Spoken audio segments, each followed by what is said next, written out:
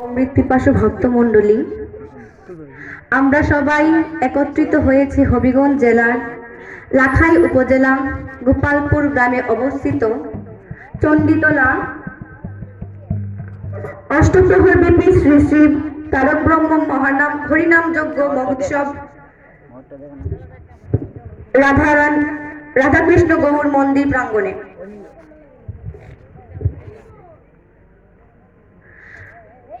এই অপ্রাকৃত কথায় অবগাহীত হওয়ার নিমিত্তে আজকের এই ভক্ত ভগবানের মিলন মেলা। আমি প্রথমেই প্রণাম জানাচ্ছি আমার সৃষ্টিকর্তাকে, তারপর প্রণাম জানাচ্ছি আমার পিতামাতাকে,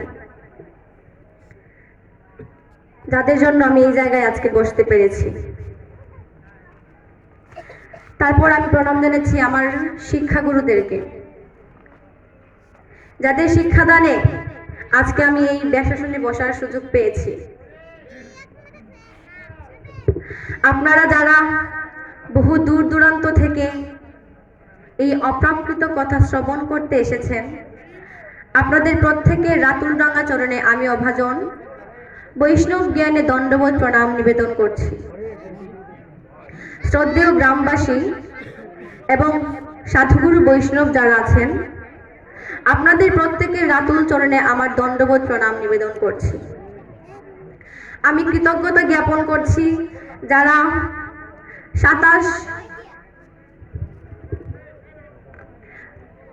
27 বছর ধরে এই আনন্দময় অনুষ্ঠানটির আয়োজন করে আসছেন। এই অনুষ্ঠানটির পরিচালক বৃন্দ যারা আছেন, আপনাদের প্রত্যেকের চরণে আমার প্রণাম নিবেদন করছি।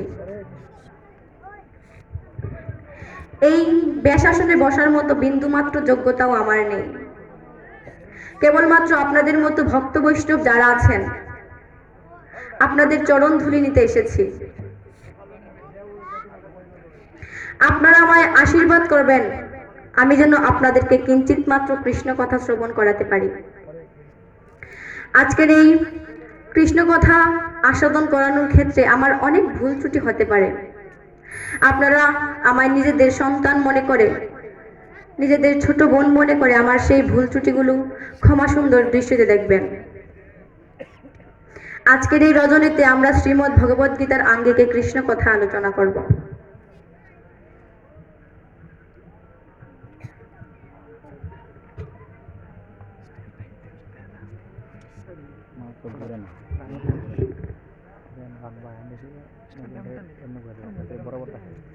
ঘুরে না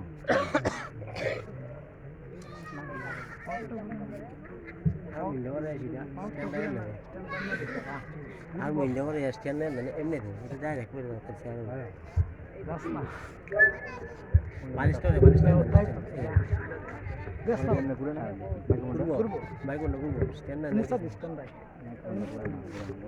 কথা বলছিস না,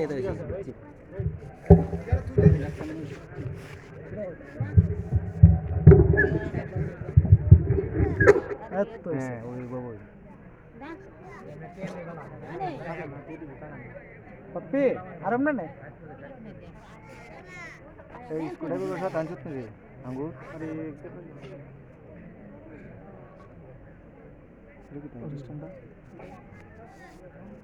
कौन ठीक है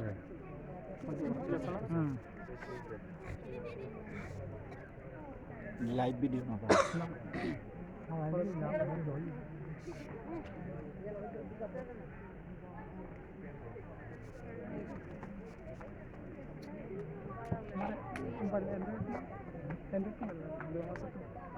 साथ नहीं करे ना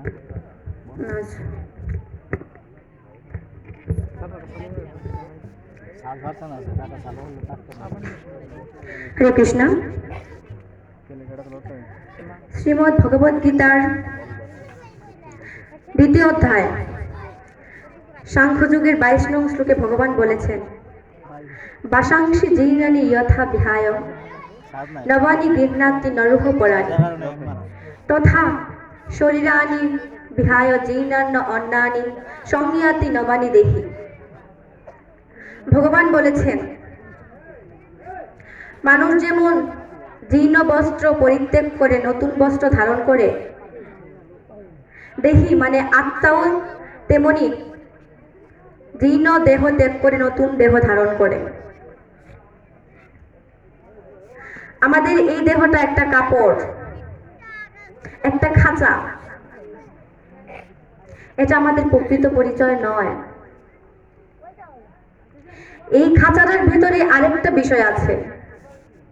খাঁচার ভেতরে কি আছে? খাঁচার ভেতরে আছে পাখি। পাখিটাই হচ্ছে আত্মা। আর এই আত্মার পরিচয়ে আমরা সবাই পরিচিত। আমি কে? আমি চিন্ময় আত্মা।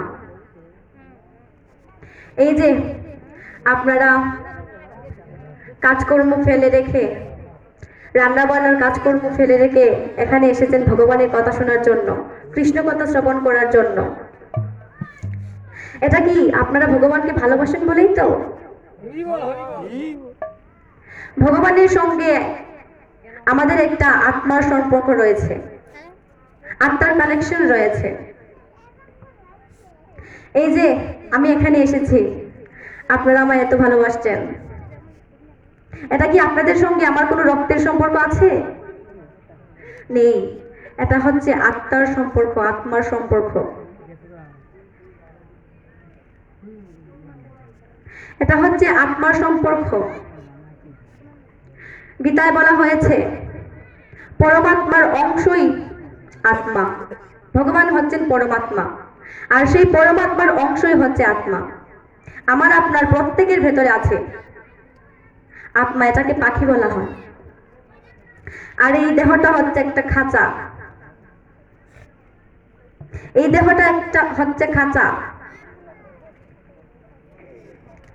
ভেবে দেখুন, আপনি বাজার থেকে ময়না পাখি কিনে আনলেন। পাখি আনলেই তো খাঁচার প্রয়োজন। আচ্ছা, পাখি যদি না থাকে খাঁচার কি কোনো প্রয়োজন আছে? নেই। পাখির জন্য খাঁচা, খাঁচার জন্য পাখি নয়। কিন্তু আমরা দেখুন, শুধু এই খাঁচাটাকেই যত্ন করছি, এই দেহটাকেই যত্ন করছি। প্রত্যেক দিন লাইফবয় সাবান, লাক্স সাবান, শ্যাম্পু, লোশন ইত্যাদি কত কিছু দিয়ে শুধু আমরা এই দেহটাকে পরিষ্কার করছি, খাঁচাটাকে পরিষ্কার করছি। কিন্তু খাঁচার ভেতরে যে একটা পাখি আছে, সেটাকে খাবার দাবার কিছুই দিচ্ছি না, সেটাকে যত্ন করছি না। পাখি আত্মা, আত্মা খায় কি? শাস্ত্র বলেছে আত্মা মাছ, মাংস, নিরামিষ কিছুই খায় না। তাহলে আত্মা খায় কি? আত্মা 5 প্রকার: পরমাত্মা, আত্মা, পরমাত্মার অংশ আত্মা, জীবাত্মা, আর আত্মারাম আত্মা ভূতেশ্বর। 5 প্রকার। আত্মা খায় কি? আত্মার খাবার হচ্ছে হরিনাম আর কৃষ্ণ নাম। এই যে আজকে আমরা কৃষ্ণ কথা শ্রবণ করছি, কৃষ্ণ নাম করছি, এটা আমরা আজকে আত্মাকে খাবার দিচ্ছি। আত্মা আজকে খাবার পাচ্ছে। যারা হরিনাম কৃষ্ণ নাম করছেন তারা আত্মাকে খাবার দিচ্ছেন। আত্মা খাবার খাচ্ছে। যদি আত্মার যত্ন না করি, পাখির যত্ন না করি, শুধু কেবল এই খাঁচাটার যত্ন করি, তাহলে কি হবে? তাহলে কি কোনো লাভ হবে? আপনাদেরকে একটা গল্পের মাধ্যমে বুঝাই। গল্পের মাধ্যমে বললে বুঝতে সুবিধা হয় আর মনেও থাকে। মনে করুন আপনাদের এই গ্রামের কোনো দাদা নতুন বিয়ে করেছেন। এবার বিয়ের পর বৌদি দাদাকে বলছে, ও শুনছো, আমি শুনেছি হবিগঞ্জে একটা বাণিজ্য মেলা হচ্ছে, তুমি আমায় ওইখানে নিয়ে যাবে ঘুরতে? দাদা বলছে, আরে এটা একটা কথা হলো, তুমি বলছো আমি নিয়ে যাব না? এবার দাদা বৌদি বাণিজ্য মেলায় ঘুরতে গেলেন। ঘুরতে ঘুরতে দাদা হঠাৎ বৌদিকে প্রশ্ন করছেন, ওগো শুনছো, তোমার কি কোনো কিছু চয়েস হয়েছে, মানে পছন্দ হয়েছে? তখন বৌদি বলছে, হ্যাঁ, ওই যে দূরে দেখো খাঁচার মধ্যে একটা ময়না পাখি দেখা যাচ্ছে। আমার না খুব শখ ছিল ময়না পাখি পোষার। তুমি আমাকে ওইটা কিনে দেবে? দাদা বলছে, দেবো না কিনে? অবশ্যই কিনে দেবো। তুমি আমার কাছে নতুন নতুন আবদার করেছো, অবশ্যই কিনে দেব। এবার দাদা বৌদিকে খাঁচার মধ্যে ময়না পাখিটা কিনে দিলেন। দাদা বৌদি বাড়ি আসলেন। বৌদি প্রত্যেক দিন খাঁচাটাকে ধুয়ে মুছে পরিষ্কার করে খাঁচার ভেতরে যে ময়না পাখিটা আছে ওটাকে খাবার দাবার দেয়। আমরা সবাই জানি ময়না পাখিকে পোষ মানানো যায়, তাই বৌদি প্রত্যেক দিন পাখিটাকে দিয়ে কথা বলায়। এইভাবে কয়েকদিন কেটে গেল। কয়েকদিন কেটে যাওয়ার পর বৌদির ছোট ভাই এসেছে বৌদিকে নায়র নিয়ে যেতে। এসে বলছে, ওরে ছোটদি, বাবা আমাকে পাঠিয়েছে তোকে নিয়ে যেতে, চল। তখন বৌদি বলছে, যাবো তো ঠিকই রে ভাই, কিন্তু আমার এই স্বাদের ময়না পাখিটাকে কোথায় নিয়ে যাব, কোথায় রেখে যাব, কার কাছে রেখে যাব, নাকি সঙ্গে নিয়ে যাব বলতো? দেখুন এই কয়েকটা দিনেই কতটা ভালোবাসা জন্মে গেছে। আমাদের মহাজনেরা গান লিখেছেন, কেন এই পিঞ্জিরাতে তোমার বসতি, কেন পিঞ্জিরার শোনে তোমার প্রীতি, আসা যাওয়া দিবারাত্রি ঘরে বাহিরে তোমারে পুষিলাম কত আদরে, আমার মাটিরও পিঞ্জিরায় সোনার ময়না রে তোমারে পুষিলাম কত আদরে। কি কথা লিখেছেন দেখুন। বৌদি বলছে, কার কাছে রেখে যাব রে? এমন সময় বৌদির বড় যা, যাকে আমরা জাল বলি, তখন বৌদির বড় যা, তার একটু বুদ্ধি শুদ্ধি কম। সে এসে বলছে, ছোট, বাপের বাড়ি যাবি? জানা গিয়ে ঘুরে আয়। এবার ছোট বৌদি বলছে, হ্যাঁ গো বৌদি, তুমি কি আমার এই খাঁচাটাকে দেখাশোনা করতে পারবে? বৌদি বলছে, পারবো না কেন, অবশ্যই পারবো, তুই দিয়ে যা, তুই গিয়ে বাপের বাড়ি থেকে বেরিয়ে আয়। এবার ছোট যা বড় জায়ের কাছে খাঁচাটি দিয়ে ভাইয়ের সঙ্গে বাপের বাড়ি বেড়াতে চলে গেল। ছোট যা বলেছে খাঁচাটাকে দেখাশোনা করতে, তাই বড় বৌদি প্রত্যেক দিন খাঁচাটাকে ধুয়ে মুছে ঘষে একেবারে পরিষ্কার করে। কিন্তু খাঁচার ভেতরে যে পাখিটা আছে, ময়না পাখিটা, ওটাকে কোনো খাবার দাবার দেয় না। কেন দেবে? ছোট যা বলে গিয়েছে শুধু খাঁচাটার দেখাশোনা করতে। ছোট যা তো বলে যায়নি যে খাঁচার ভেতরের ময়না পাখিটাকেও দেখাশোনা করতে হবে, খাবার দাবার দিতে হবে। তাই সে ময়না পাখিটাকে খাবার দাবার কিছুই দেয় না, শুধু খাঁচাটাকেই ঘষে মেজে পরিষ্কার করছে। তাহলে বুঝতেই পারছেন 1 মাস পর কি হবে। 1 মাস পর কি পাখি থাকবে? থাকবে না, পাখি মরে যাবে, বলো হরি হরিবোল হয়ে যাবে। পাখি থাকবে না, বলো হরি হরিবোল হয়ে যাবে। তাই 1 মাস পর পাখিটা বলো হরি হরিবোল হয়ে গেছে, মানে মরে গেছে। এদিকে ছোট বৌদি বাপের বাড়ি থেকে বেড়ানো শেষ করে আবার শ্বশুর বাড়ির দিকে যাত্রা শুরু করলো, মানে রওনা হলো। সে যখন বাড়িতে পৌঁছেছে, বাড়িতে পৌঁছে ঘরে ঢোকার সময় দূর থেকে দেখছে বারান্দাতে এক খাঁচাটি ঝুলছে। দূর থেকে একেবারে চকচকে করছে, খুবই সুন্দর দেখা যাচ্ছে। ছোট বৌদি বলছে, বাহ, বৌদি তো বেশ কাজের। বৌদিকে গিয়ে একটা থ্যাঙ্কস বলতেই হবে। এবার ছোট বৌদি যখন ঘরে ঢুকলো, ঢুকে বারান্দায় গিয়ে দেখে খাঁচা আছে, কিন্তু খাঁচার ভেতরের পাখিটা নেই, ময়না পাখি নেই। সে ভাবছে, খাঁচা আছে, এবার খাঁচার ময়না পাখি কই? সে বলছে, খাঁচার ময়না পাখি কই? তাই সে চিৎকার শুরু করে বৌদিকে ডাকছে, সে চিৎকার করে তার বড় যাকে ডাকছে। বড় যা এসে বলছে, হেরে ছোট, তোর কি কোনো কাণ্ড জ্ঞান নেই? সবে সবে বাপের বাড়ি থেকে বেড়ানো শেষ করে বাড়ি ফিরেছিস, কোথায় গল্প করবি যে কি খেলি, কি করলি, কোথায় কোথায় বেড়াতে গেলি, না তুই এসেই চিৎকার করে শুরু করে দিয়েছিস। তখন ছোট বৌদি বলছে, রাখো তোমার গল্প, আমার ময়না পাখি কই? খাঁচা আছে কিন্তু খাঁচার পাখি কই? তখন বড়জা বলছে, দেখ ছোট, তুই তো বলেছিলি খাঁচাটার দেখাশোনা করতে, তাই এই 1 মাস আমি শুধু খাঁচাটাকেই দেখাশোনা করেছি, খাঁচাটাকে ঘষে মেজে পরিষ্কার করেছি। তুই তো বলিসনি খাঁচার ভেতরের ময়না পাখিটাকে খাবার দাবার দিতে হবে, তুই তো আমাকে বলিসনি সেটা, তাই আমি পাখিটাকে কোনো খাবার দাবারই দেইনি, তাই পাখিটা মরে গেছে, বড় হরি হরি বল হয়ে গেছে। তখন ছোট বৌদি খুবই কষ্ট পেল। আমি আগেই বলেছি বড় বৌদির একটু বুদ্ধি শুদ্ধি কম। আমরা অনেকেই বড় বৌদির মতো বোকা। আমরা শুধু এই দেহটার যত্ন নিচ্ছি, কিন্তু দেহের ভেতরে যে আত্মাটা রয়েছে সেটার যত্ন নিচ্ছি না, সেটাকে খাবার দাবার দিচ্ছি না। তো পাখি যখন নেই তখন কেউ আর খাঁচাটার দেখাশোনা করে না, বাড়ির এক কোনায় ফেলে রেখে দিয়েছে। তো আত্মার খাবার কৃষ্ণ নাম, কৃষ্ণ কথা, তাকে তার খাবার দিতে হবে, না হলে কি আত্মা থাকবে? থাকবে না, আত্মা দেহ ছেড়ে চলে যাবে। আত্মার খাবার আত্মাকে দিতে হবে। আপনাদের বাড়িতে যদি কোনো অতিথি আসে, আপনি যদি তাকে আদর আপ্যায়ন, আদর যত্ন না করেন, তাহলে কি অতিথি আপনার বাড়িতে থাকবে? থাকবে না, আপনার বাড়ি ছেড়ে চলে যাবে।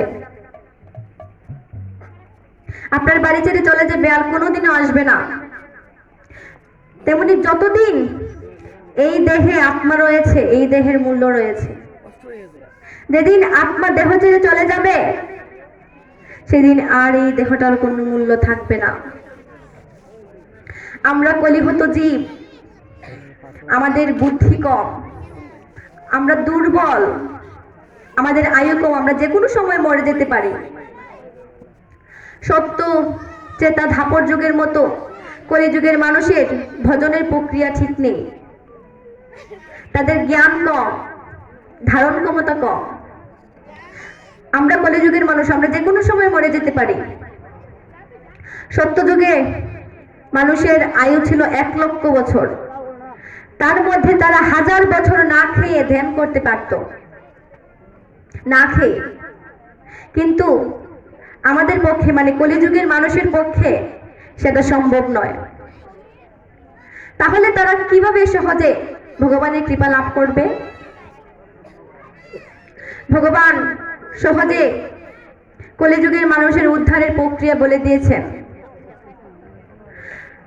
যদিও কলিযুগের মানুষের, কলিযুগে 4 ভাগের মধ্যে 3 ভাগই অধর্ম, মানে 100 জনের মধ্যে 75 জনই অসুর প্রকৃতির, আর 25 জন আপনাদের মতো সাধুগুরু বৈষ্ণব, বৈষ্ণব মহাত্মন, মানে ধার্মিক। আমাদের কিন্তু এই কলিযুগের মানুষের, মানে আমাদের একটা মহাগুণ রয়েছে। কি সেটা? সেই গুণটা হলো কলিযুগের মানুষেরা কৃষ্ণ নাম জপ করার মাধ্যমে এই মনুষ্য জীবনটাকে সার্থক করতে পারে, শুধু কৃষ্ণ নাম জপ করার মাধ্যমে।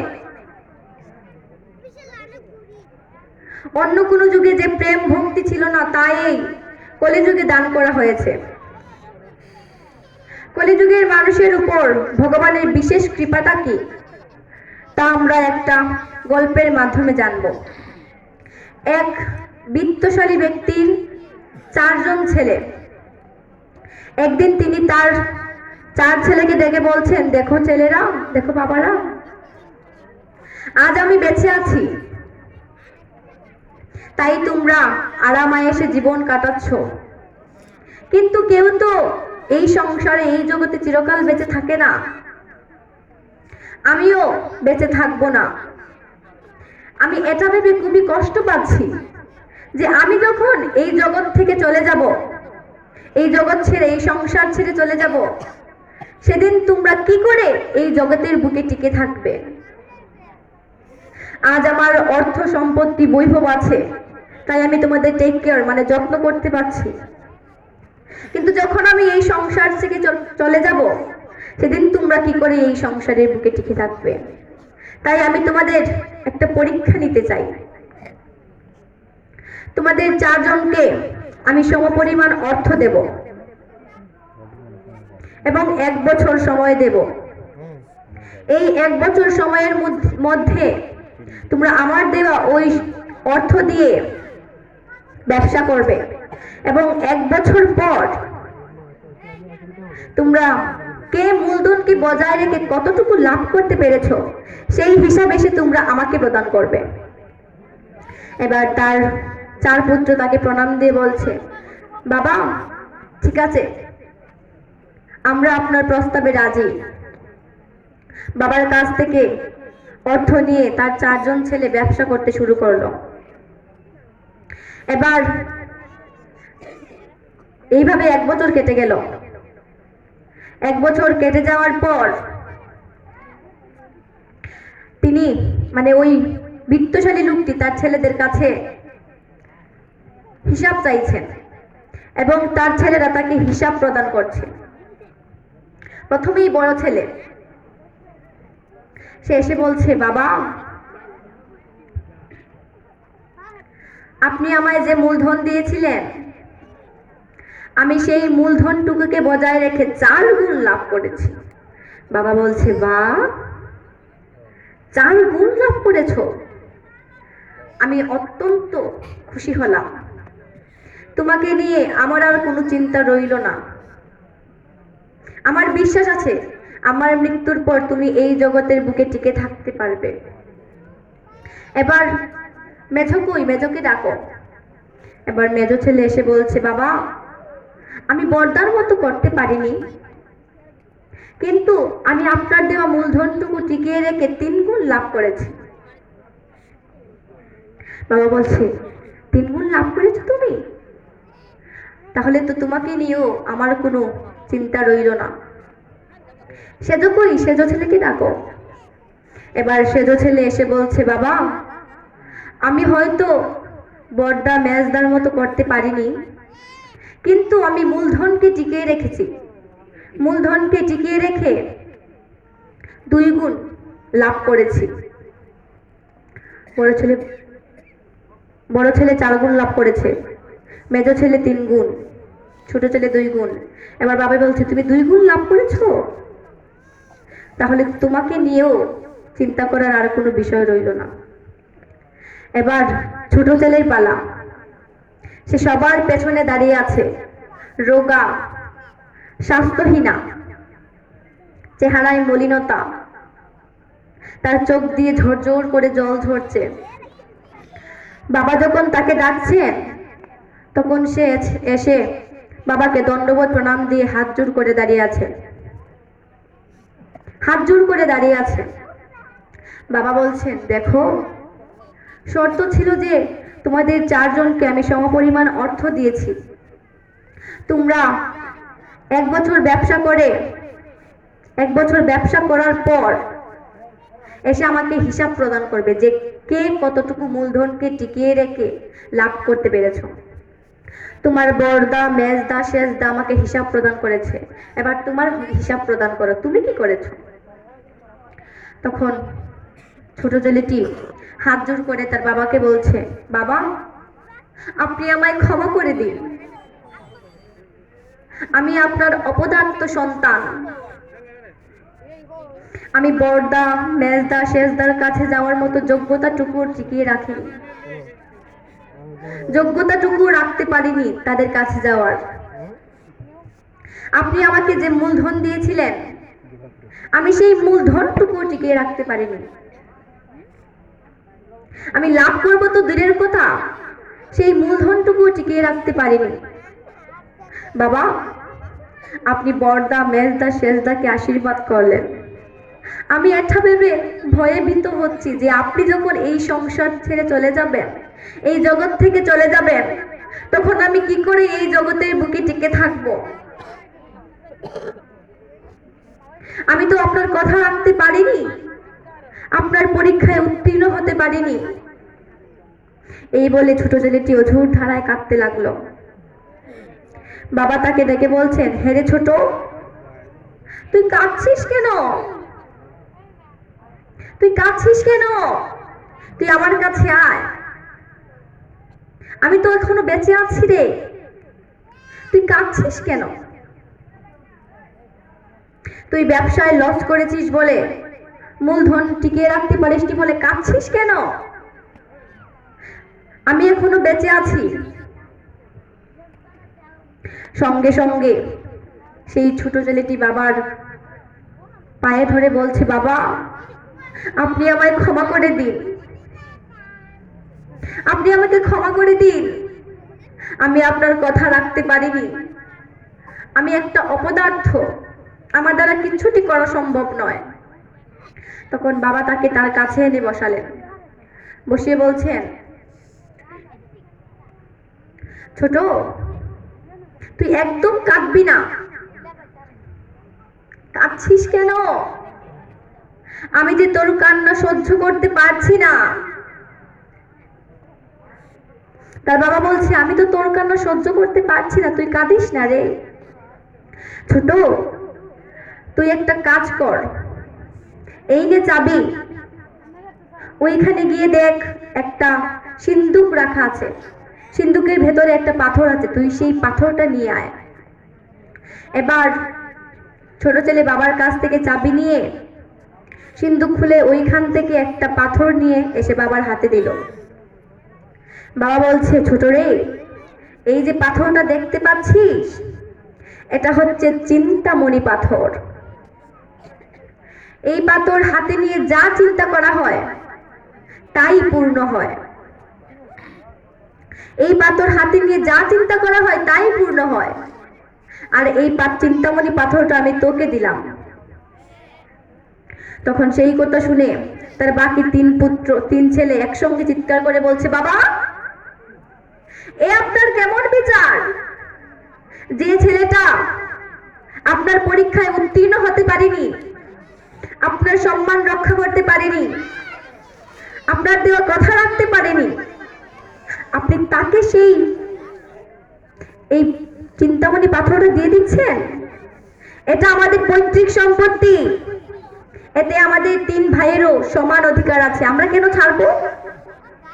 তখন বাবা বলছেন, ওরে বড় মেজো সেজো, তোরা এইভাবে বলিস না রে, তোদের তো যোগ্যতা আছে, তোরা শারীরিক দিক থেকে সুস্থ, তোরা সেটা প্রমাণ করেছিস, তোদের যোগ্যতা আছে যে তোরা সেটা প্রমাণ করেছিস। তোরা মূলধনকে টিকিয়ে রেখে একজন 4 গুণ, একজন 3 গুণ, একজন 2 গুণ লাভ করেছিস। কিন্তু আমার এই ছোট ছেলেটা যে রোগা রে, ও যে শারীরিক দিক থেকে অসুস্থ, কোনো কাজ ঠিক করে করতে পারে না, তাই আমি এই চিন্তামণি পাথরটা আমার ছোট ছেলেটাকে দিয়ে দিচ্ছি। আমি তোদেরকে আশীর্বাদ করছি, তোরা দীর্ঘজীবী হ, তোরা অনেক বড় হ। আমি এই চিন্তামণি পাথরটা আমার ছোট ছেলেটাকে দিচ্ছি। আমি বাবা, আমি এখনো বেঁচে আছি, আমার যাকে ভালো লাগে আমি তাকে এই পাথরটা দিতে পারি, আমার যাকে ভালো লাগে তাকে এই চিন্তামণি পাথরটা আমি দিতে পারি। এই বলে বাবা চিন্তামণি পাথরটা ছোট ছেলেটির হাতে তুলে দিল। ছোট ছেলেটি বলছে, বাবা আপনি আমাকে এই চিন্তামণি পাথরটা দিয়ে দিলেন, আমার বড়দা মেজদা শেষদার কাছে যাওয়ার মতো কোনো যোগ্যতা নেই, আপনি তাদেরকে এই চিন্তামণি পাথরটা না দিয়ে আমাকে দিয়ে দিলেন।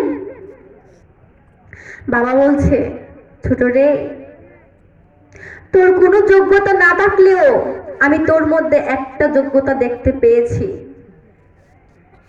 সেটা হচ্ছে আত্মসমর্পণ, ভক্তি, শ্রদ্ধা। ওই আত্মসমর্পণটা যে তোর মধ্যে খুবই প্রবল, তোর ওই আত্মসমর্পণ দেখে আমার হৃদয়ে যেন আঘাত লাগলো রে, আমার হৃদয়ে যেন আঘাত লাগলো। তাই এই চিন্তামণি পাথরটা আমি তোকে দিয়ে দিলাম, তুই এই চিন্তামণি পাথরটা হাতে নিয়ে যা চিন্তা করবি তোর সেই আশাই পূর্ণ হবে। ভক্তবৃন্দ, আপনারা এই গল্পটি দ্বারা কি বুঝলেন? এই যে চারজন ছেলে, এই চারজন ছেলে আর কেউ নয়, সত্য, ত্রেতা, ধাপর, কলি, এই চারটি যুগ। এই চারজন ছেলে হচ্ছে চারটি যুগ। সত্য যুগে ধর্মের চারটি ভাগ ছিল, ধর্মের চারটি পা ছিল। তাই তো বড় ছেলেটি অর্থাৎ সত্য যুগ 4 গুণ লাভ করেছিল। পুজিয়া আনলাম 16 আনা, লাভ করিবার আসে আমার আসলে আসল মেলে না, মাজন বুঝাই বুকি দিয়ে। আমরা কলিহত জীব, আমরা মাতৃজঠরে ভগবানকে কথা দিয়ে এসেছিলাম যে প্রভু তুমি আমায় এই অন্ধকার থেকে আলোয় নিয়ে যাও, ওইখানে গিয়ে আমি তোমার আরাধনা করব, তোমাকে ছাড়া কাউকে ভজনা করব না, তোমার সব কথা মেনে চলবো, যা খাবো তোমাকে দিয়ে খাবো, যা পড়বো তোমাকে দিয়ে পড়বো, তুমি থাকবে কেন্দ্রবিন্দু, তোমাকে স্মরণ করে চলবো। কিন্তু এই মায়ার সংসারে এসে আমরা সবকিছু ভুলে গেছি। যে প্রকৃত আপনারজন সেই ভগবানকে আমরা ভুলে গেছি এই মায়ার সংসারে এসে। তাই তো বড় ছেলেটি অর্থাৎ সত্যযুগ 4 গুণ লাভ করেছিল, মানে 100 ভাগের মধ্যে 100 ভাগই ধার্মিক ছিল, ধর্ম ছিল।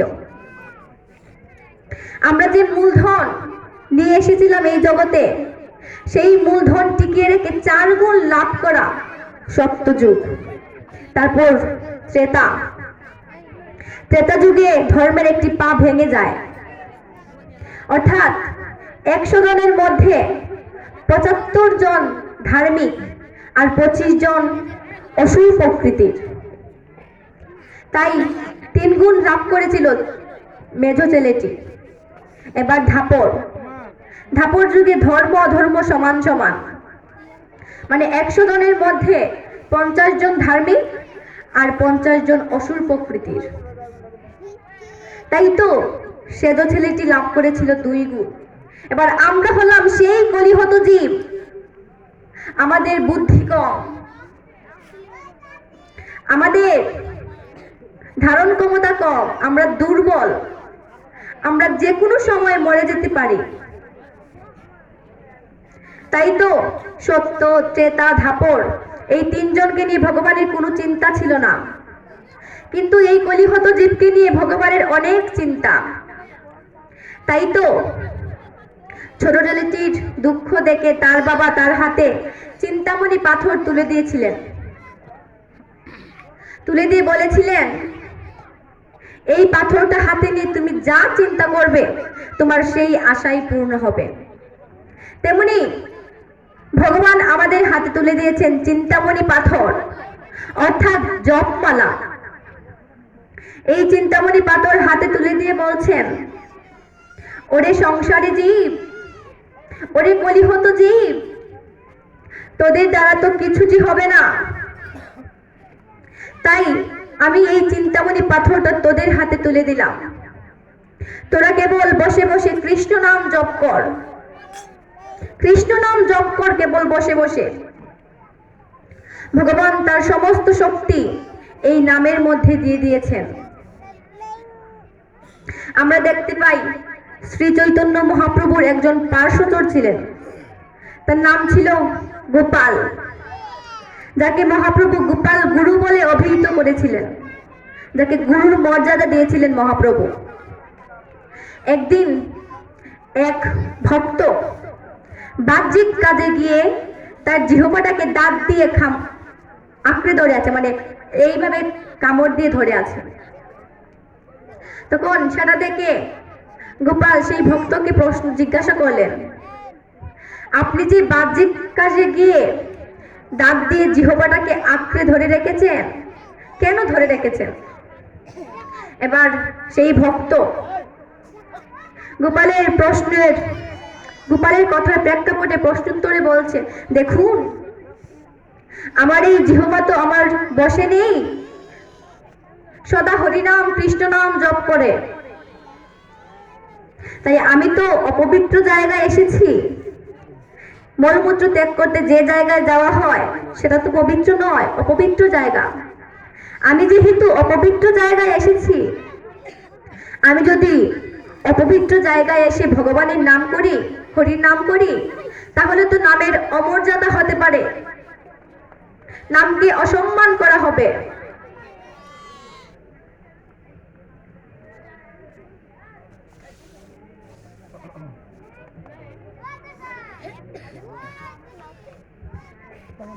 তাহলে তো নামের অমর্যাদা হতে পারে।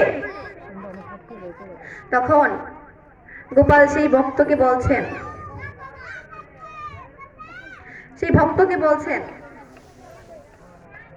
আপনি যে বলছেন অপবিত্র জায়গায় গিয়ে ভগবানের নাম করলে নামের অমর্যাদা হতে পারে, আচ্ছা আমি আপনাকে বিনয় সহকারে একটা প্রশ্ন করি। মনে করুন আপনি অপবিত্র জায়গায় গিয়েছেন, বাহ্যিক কাজে গিয়েছেন বা মলমূত্র ত্যাগ করতে গিয়েছেন, ওইখানে গিয়ে যদি আপনার মৃত্যু ঘনিয়ে আসে, আপনার মৃত্যু হয়, তাহলে কি আপনি কৃষ্ণ নাম করবেন না? আপনি কি কৃষ্ণ নাম জপ করবেন না? শ্রীমদ্ ভগবদ গীতার ৮ম অধ্যায় অক্ষর ব্রহ্মযুগের ৬ নং শ্লোকে বলেছেন ভগবান, ইয়ম ইয়ম বাপিসরম তেজ তন্তে কলেবরম তম তমে বৈতি গন্তীয় সদা তদ ভাব ভাবিত। মানে মৃত্যুর সময় যিনি যে ভাব স্মরণ করে দেহত্যাগ করেন, তিনি তৎক্ষণাৎ সেই ভাবে ভাবিত তত্ত্বকেই লাভ করেন। আপনি যদি মলমূত্র ত্যাগ করতে গিয়ে অপবিত্র জায়গায় গিয়ে দেহত্যাগ করেন, তাহলে কি আপনি কৃষ্ণ নাম করবেন না? আপনি কি কৃষ্ণ নাম জপ করবেন না? তাহলে আপনার গতি কি হবে? তাই সর্ব অবস্থায় ভগবানের নাম জপ করা যায়। পবিত্র অপবিত্র সর্ব অবস্থায় ভগবানের নাম জপ করা যায়। এতে কোনো অপরাধ হয় না, এতে কোনো পাপ হয় না। এই কথা শুনে মহাপ্রভু খুবই খুশি হলেন। মহাপ্রভু গোপালকে ডেকে বলছে, তুমি আজকে গুরুর কাজ করেছো, তুমি আজ জগৎকে একটা বড় শিক্ষা দিয়েছো যে পবিত্র অপবিত্র সর্ব অবস্থাতে ভগবানের নাম জপ করা যায়, এতে কোনো অপরাধ হয় না। তাই আজকে থেকে আমি তোমাকে আমার গুরু রূপে গ্রহণ করলাম। আজকে থেকে তুমি আমার গুরু। দেখবেন রথযাত্রার সময় জগন্নাথ দেব মন্দির থেকে বের হয়ে আসেন। ভগবান মন্দির থেকে কেন বের হয়ে আসেন? তার কারণ যারা কোনোদিন মন্দিরে গিয়ে ভগবানকে দর্শন করেননি, ভগবানকে প্রণাম করেননি, তারাও যেন ভগবত কৃপা থেকে বঞ্চিত না হয়, সেই জন্য ভগবান নিজে মন্দির থেকে বের হয়ে আসেন, এসে তাদেরকে দর্শন করেন, তাদেরকে কৃপা করার জন্য। ভগবান রথে বসেন এবং ভক্তরা দড়ি ধরে টানে। অনন্ত কোটি বিশ্ব ব্রহ্মাণ্ডের মালিক, যিনি সবকিছুর পরিচালনা করেন, তাকে কেন টেনে নিয়ে যাওয়া হচ্ছে? দড়ি কারা টানে বাবারা? দড়ি ভক্তরা টানে। ভগবান যতই শক্তিশালী হন না কেন, যতই সর্বশক্তিমান হন না কেন, একটি জায়গায় ভগবান খুবই দুর্বল। কোন জায়গায় জানো? ভক্তের কাছে। ভগবান ভক্তের কাছে খুবই দুর্বল, খুবই অসহায়। তাই আজ জগন্নাথ দেব যেন আমাদেরকে দেখাচ্ছে, ওরে আমি সর্বশক্তিমান ভগবান, আমি সবকিছুকে পরিচালনা করি, কিন্তু আমার ভক্ত যদি আমাকে না চালায়, আমি ভগবান হয়েও চলতে পারি না। ভগবান বলছে আমি ভগবান হয়েও চলতে পারি না, ভক্ত যদি আমাকে না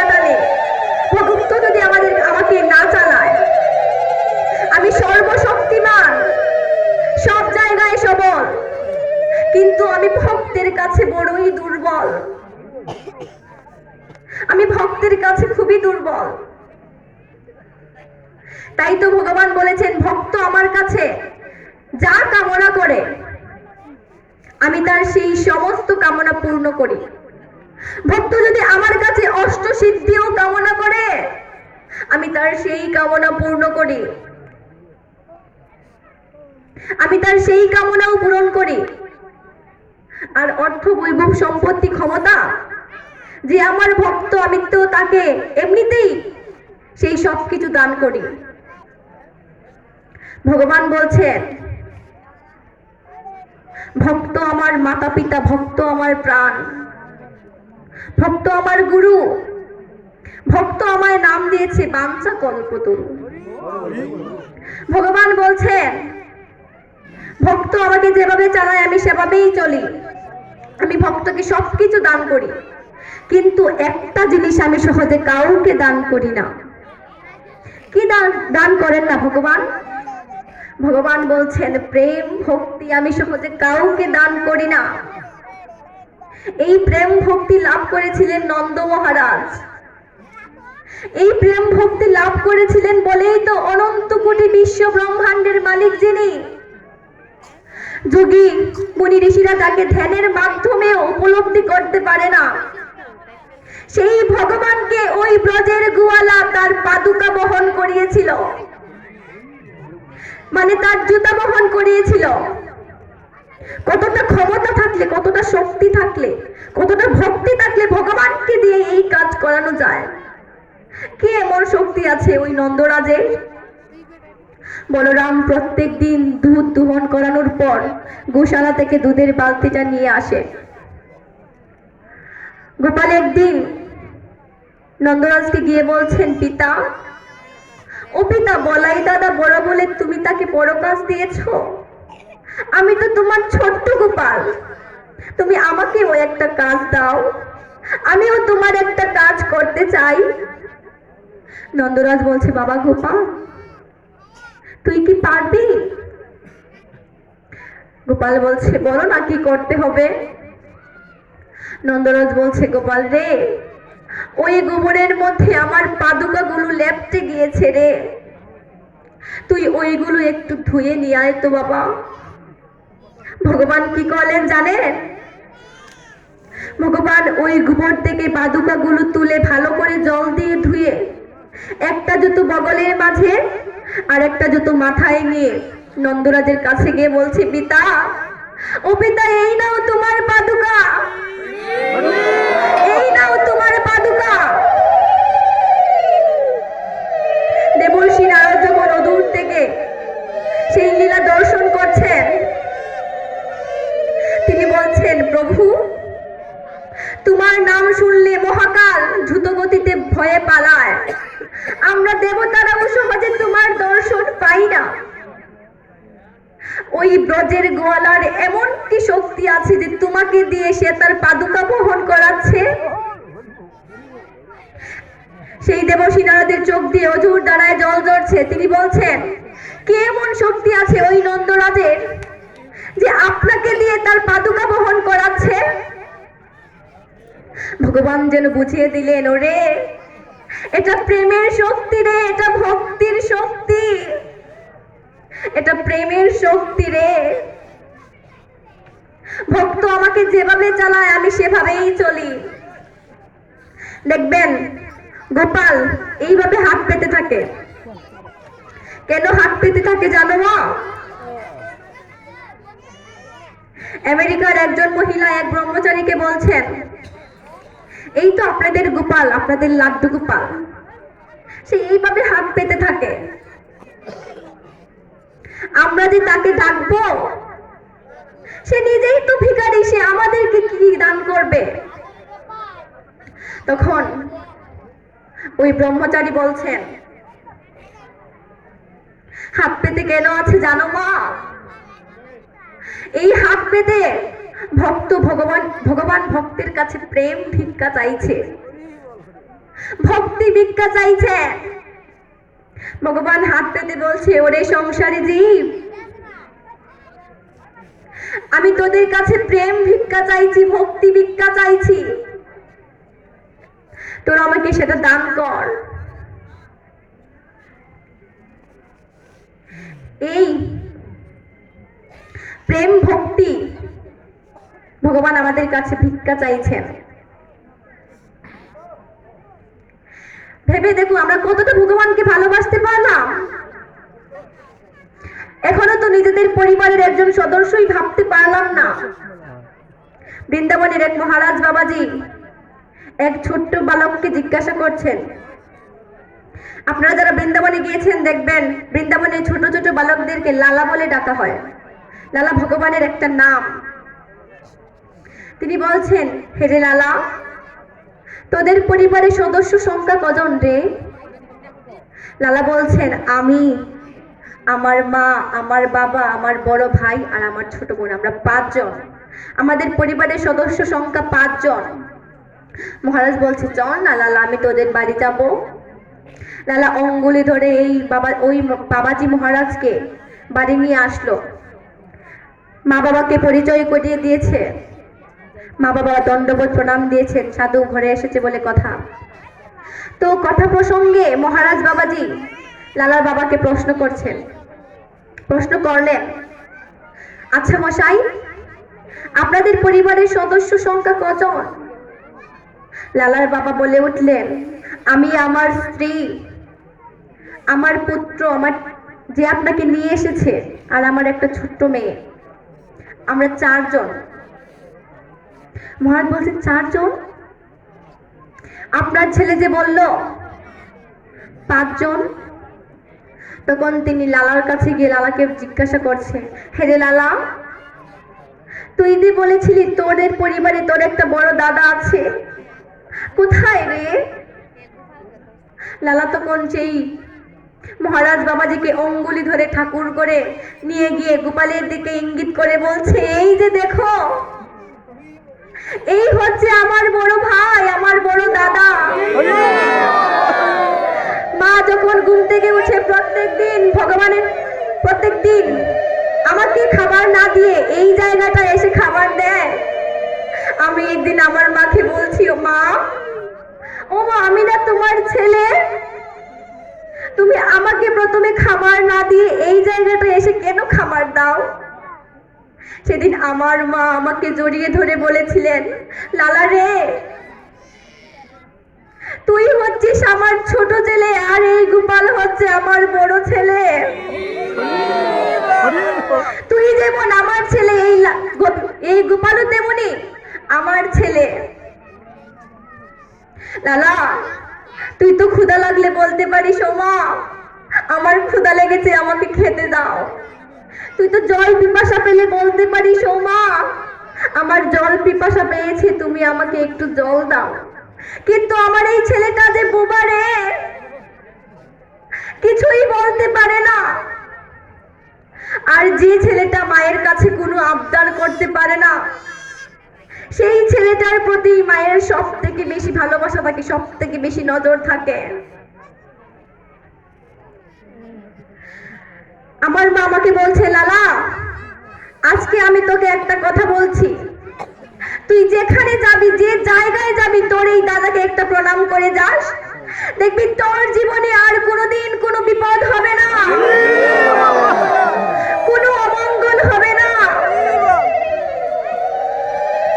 তখন লালা বলছে, মহারাজ, আপনি বলুন, আমার মা কি আমায় মিথ্যে কথা বলেছিল? মা কি মিথ্যে কথা বলেছিল আমায়? সঙ্গে সঙ্গে সেই মহারাজ বাবাজি লালাকে কুলে তুলে নিয়ে বলছে, লালা রে, তুই আমার থেকে বয়সে ছোট হতে পারিস, কিন্তু ভক্তিতে, অনুভবে, ভালোবাসায় তুই আমার থেকে অনেক বড়, তুই আমার থেকে অনেক বড়।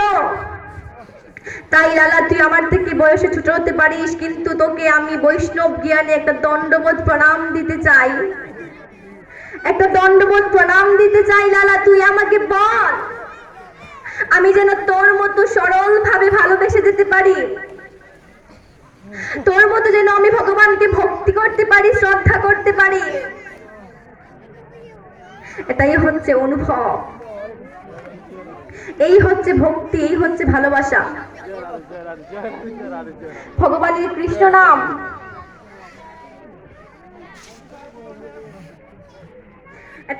ভগবানের কৃষ্ণ নাম এটা হচ্ছে ভবনদী পাড়ের সম্বল, ভবনদী পাড়ের খড়ি। শ্রী রামচন্দ্র লীলা সংবরণ করে সদামে ফিরে যাবেন। সরোজ নদীর কিনারায় শ্রীরামচন্দ্র এসে দাঁড়ালেন।